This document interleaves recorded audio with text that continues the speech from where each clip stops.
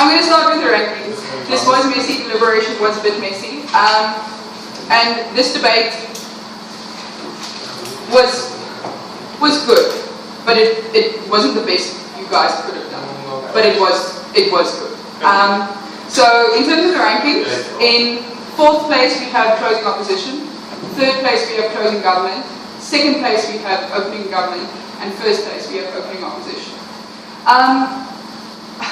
I kind of felt like there was assertions being made on both sides of the house and in all 4 of the teams, and those assertions being believed as the Holy Gospel. Luckily for you, I'm all-knowing on Ukraine and could sift through all of these things. I'm kidding, but like there were certain elements that were believed that weren't necessarily true. So remember, when you're going to say something, prove it. Okay. In terms of the main themes that came through in this debate is on my other paper. Sorry, this is very difficult. Okay, so in terms of the themes that we saw happen here was what is in the best interest of the world? This is what we saw in the opening half, and that is why we also thought that it was a more opening half debate. Was this question of what is the greatest reaction that will happen?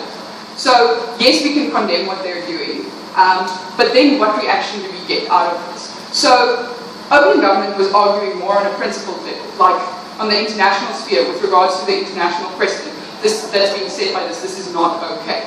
Versus opening opposition saying to us that, like, so even if they've transgressed, the repercussions from intervening or doing something about it is far worse. So if we look at the overarching thing of like what is in the best interest of the world, upholding our principles and teaching them a lesson, or actually not doing anything and giving Russia enough rope to hang themselves.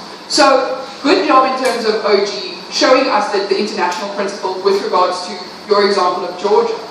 The reason why they outweighed in that argument was when they used the example of Georgia, in fact, and said how, well, that failed. So if we leave it, then it will fail as well. Like, that was an assumption, but it became more believable when they said, if you weigh up not doing anything and then not having and the possibility like whatever not happen. So that is a better possibility rather than going in guns blazing. Because the tensions are so high already, that is not a good thing to have there. So, principle versus the reaction that could come out of that, we felt that weighed stronger on that side. Just in terms of like arranging argumentation, you spent a lot of time in your Prime Minister's speech showing us how we're going to do these sanctions, right? But show to us the great harm in what they have done right now. Okay, so a great assumption that came out from the whole side is like this idea that Russia is bad and we don't like Russia and Russia just wants to take over the whole of Ukraine. Like, we needed you to spend more time explaining to us why it is in fact that they will do this. Quoting that, you know, like it's the greatest failure of the 20th century that the USSR has failed is not as strong or is not enough analysis to show us how Russia has this idea that they just want to expand and take over the world.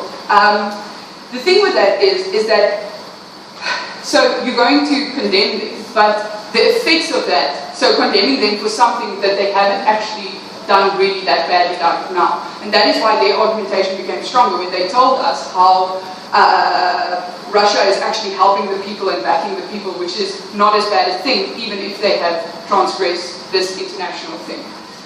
So in terms of that precedent, that happening there. What we did like from opening government as well was your minorities argument of which was quite contentious with what do the people want. Okay, so from opening opposition we heard that the minorities from opening government we heard that the minority will not have protection because look at Russia's history, they don't work in the interest of minorities, and also not signing being a signatory to the minority language is that they're not going to protect them. So preemptively, we should do something now to protect those people. Versus them saying that preemptive act is actually going to cause a lot more harm to all of the individuals there and to the greater sphere as a whole. So that is effectively why we weighed you above them, was because of that, what has happened already, not running on that belief that Russia is all bad and West is all good and whatever.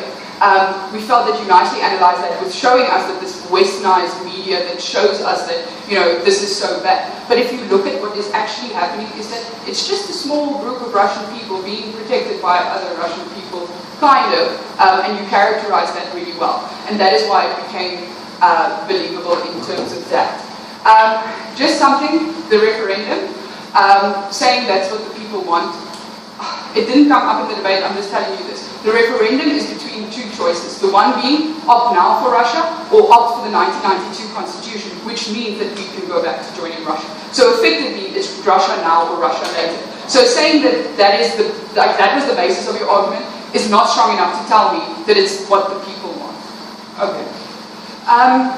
And then in terms of second and third, we thought that the stronger characterization of the international principle, although it didn't outweigh opening opposition, we felt that that was definitely contentious, and we did think that it was contentious, A, between you two, and then that is what the golden thread was between both of these teams, was this idea that principally this is not okay.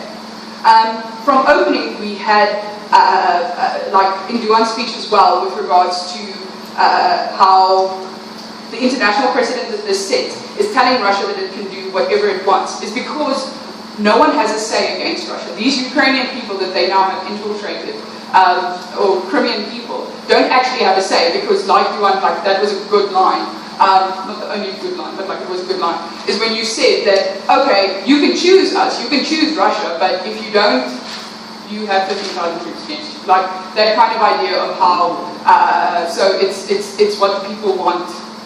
Now I'm rambling, I'm sorry. Let me just give me a second. Okay, so closing. What we got from you guys that distinguished yourself from them, to an extent, was this idea that Russia is trying to further their agenda, okay? We thought that you were getting to an extension there, but effectively it became quite similar to what your opening was saying.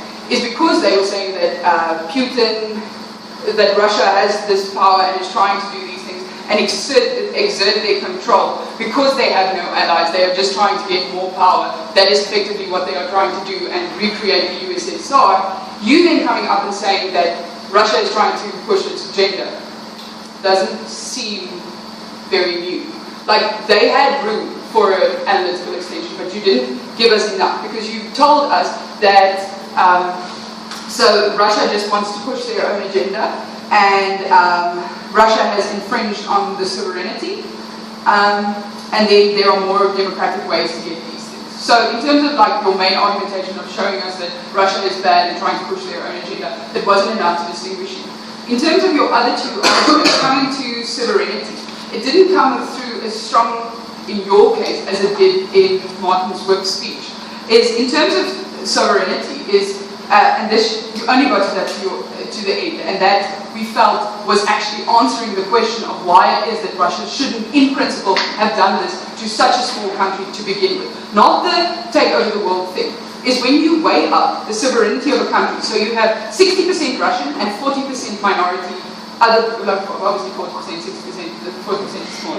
Okay, so when you have that, right, when they all have a say, they have their form of governance, whatever that is, because they do vote and whatever, how pure these votes are is a different question, but like, at least everybody gets a say. Like this you were getting at, but that was like at already 6 minutes.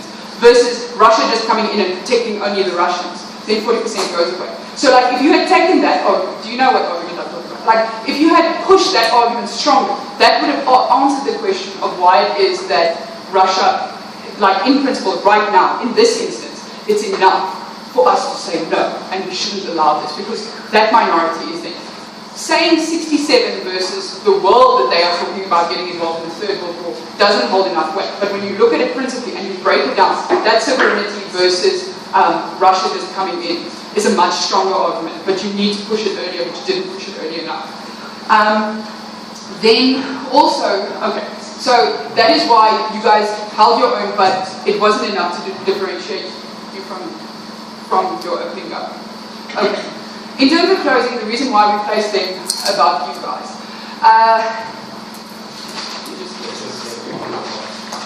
Okay, so In closing, the theme that came across again was, and was strongest, was this idea of the intention. What is the intention of Putin? What is the intention of Russia? And this is where the assertions started flying around.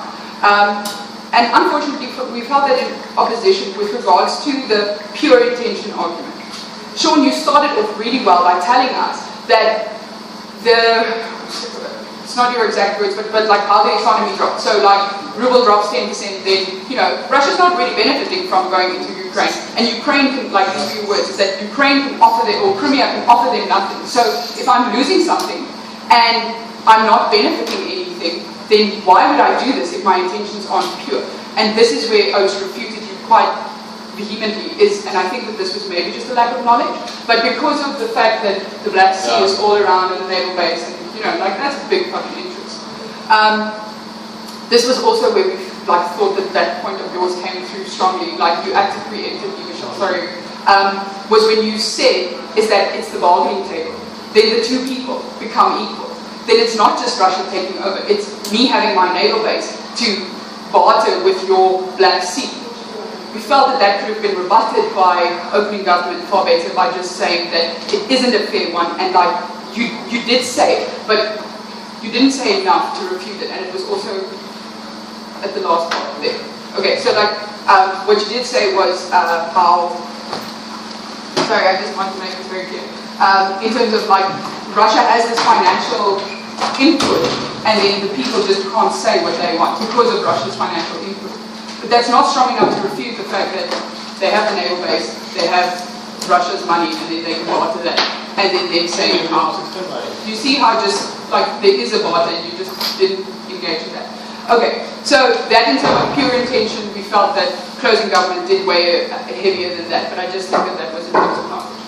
Then, your strongest argument, and like, I failed you there, I'm sorry, but I didn't pick it up, and I don't think that you brought it strongly enough, but so if you did get it, was this idea that the tension between the West and Russia is already so hectic that if the EU is allowed to control the Ukraine, then it becomes far more volatile, because then it's the West infiltrating whatever. Like, that I didn't get as strong. I more got this idea that this tension is between the West and Russia, but like you had it on a more broad, like this is how I got it, but like she got it there. But like I think you should have just spent more time on that. Like the status quo is better, let's just leave it. But it started to come across as you saying that we should just give in to Russia because it's better than the alternative. And they said no, if you just give in, then it will get worse and worse for us. Also, in terms of the benefit for Crimea. Now, this is a thing I have with this illegal, non-democratic argument. Yes, it's an interim government, but shit was going down, and like you kind of focus that because one wrong is already there, it's okay to have another wrong because then the wrong isn't as wrong. Like that, I didn't buy as strongly. And then like the reason why they then eventually liked it, like also like all-encompassing was you had this idea of there are all these tensions now, so let's not make it worse. Then POI knew and Flu's pushing it further, saying, but none of these tensions would exist if you didn't go in the first place. And that is then why they weighed above you guys. Like, I know it was democratic, like, so did you guys understand why we ranked you the way we did? Please ask questions. Like, I can explain to you, but like it was very factually people arguing against each other's facts. Okay. Okay, I'm just going to quickly start, and then you guys can like lost on anything that you guys want. And then I'm going to quickly show you guys the office if you want to know where the office is.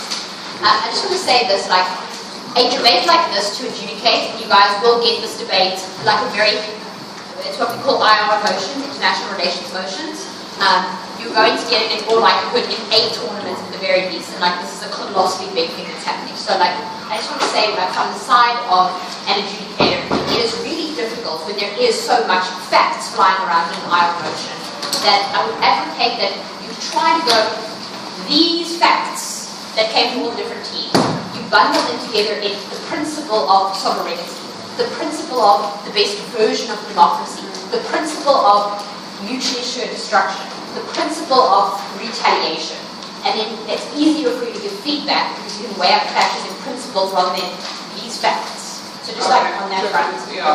Yeah, and then Like, just be careful. And I know it's difficult and there's not enough time to do it. I totally buy why this beat that. I get why that beat that.